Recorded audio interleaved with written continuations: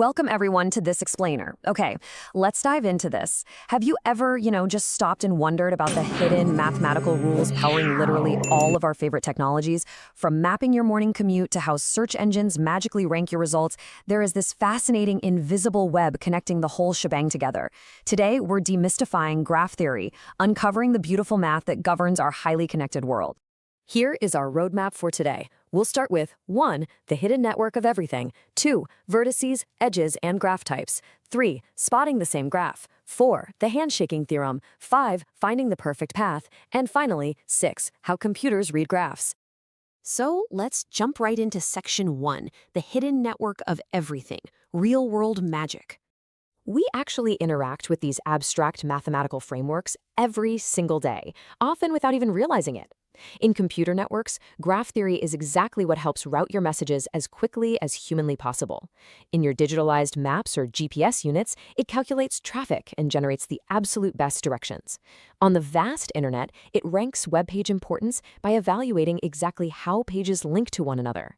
And in social networks, it computes your degrees of separation from anyone else on the platform. And this brilliantly illustrates how incredibly complex systems can be mapped out using a simple framework of just dots and lines.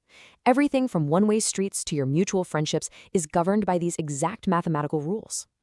Moving right along to section 2, vertices, edges, and graph types, the anatomy of a graph. But to truly understand how these networks function, we kind of need to learn their language first, breaking down the fundamental anatomy of the network itself.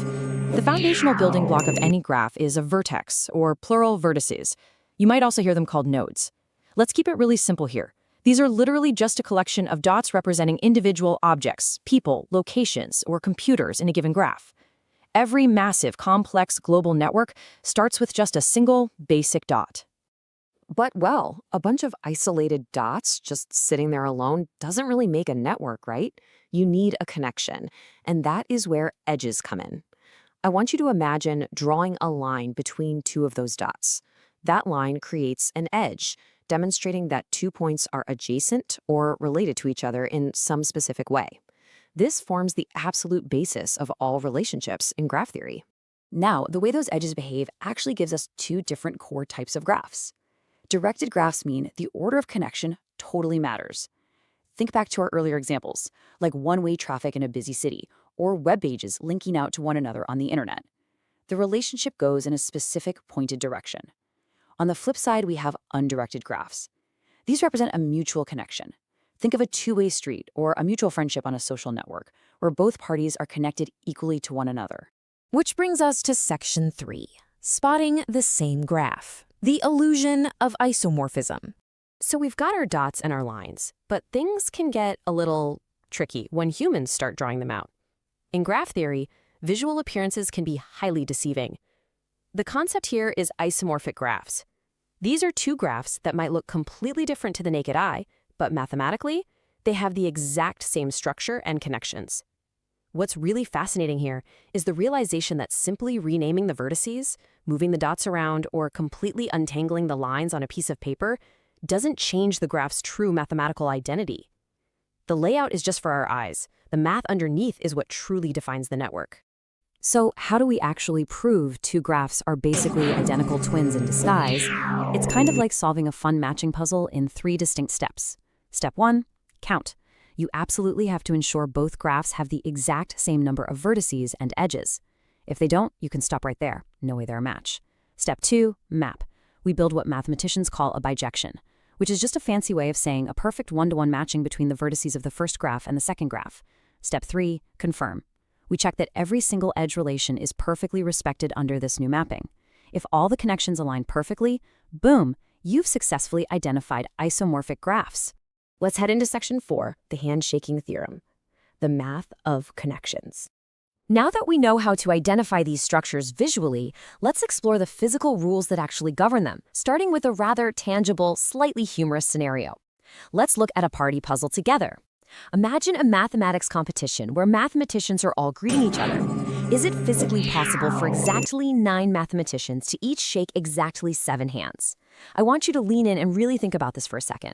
Can we have a graph with 9 vertices where every single vertex has exactly 7 edges connecting it to the others? Well, let's actually do the math to find out. If 9 people each shake 7 hands, you'd multiply 9 by 7 to get 63 handshakes in total. But remember, every single handshake requires 2 people, meaning one edge connects 2 vertices. So we'd have to divide 63 by 2, which gives us 31.5 edges. Since you literally cannot physically have half a handshake or mathematically have half an edge, this scenario is completely impossible. So the crucial point is it all boils down to the number 2. The handshaking theorem dictates a core rule. In any graph with at least 2 vertices must have the exact same degree, meaning they have the exact same number of connections. You simply cannot escape this mathematical rule, no matter how you try to draw the network. All right, on to Section 5, Finding the Perfect Path, Routing and Navigation.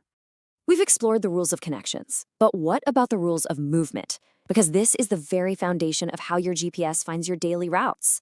When traveling through a network, we look for 2 specific types of perfect movement. First, an Euler path. This is a walk through a graph that uses every single edge exactly once. You trace the entire network without ever lifting your pencil and without retracing a single step. On the other side, we have an Euler circuit. This is an Euler path that goes one step further. It must perfectly start and stop at the exact same vertex. You travel every edge once and make a complete, perfect loop right back to your home base. Now, tracing complex lines with your finger to test this out takes way too long. Thankfully, there's a navigation cheat code based on the degrees or the number of connections at each vertex. For an Euler circuit to be possible, every single vertex in the network must have an even degree. For an Euler path to be possible, there can be at most 2 vertices with an odd degree. This incredibly simple rule allows us to instantly know if a perfect path or circuit is mathematically possible without ever having to draw it out. It's a total game changer. Finally, Section 6, How Computers Read Graphs. Entering the matrix. Up until now, we've been looking at graphs visually, dots and lines drawn by humans. But to translate these into the language of machines, we have to prepare to enter the matrix. Let's move to and see how this builds into an adjacency matrix. Computers don't have eyes. They can't appreciate a beautifully drawn diagram of dots and lines. Instead, they require a square grid of numbers used to perfectly represent a finite graph inside their system. Let's actually walk through this grid together. You have your vertices, A, B, and C, lined up in the rows and columns. It's elegantly simple.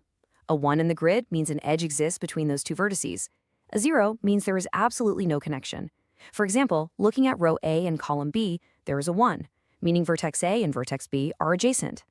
Now this might just look like a basic 3x3 grid to us, but this precise matrix format is the exact framework that massive social networks and global GPS systems use to store billions of connections incredibly efficiently right behind the scenes. As our source material wisely states, graphs are simple. However, they are extremely useful mathematical objects, universal in the practical applications of computer science. It is just brilliant to contrast the utter simplicity of just dots and lines with the immense world-altering complexity of what they actually achieve in our hyper-connected digital age. Which leaves me with a final provocative thought for you to ponder today.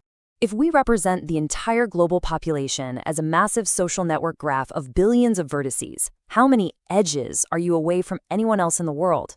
We talk all the time about the degrees of separation, but knowing the actual math behind it leaves you absolutely fascinated by your own unique place in this incredible, invisible web. Thank you so much for diving into this explainer with me, and keep exploring the connections all around you.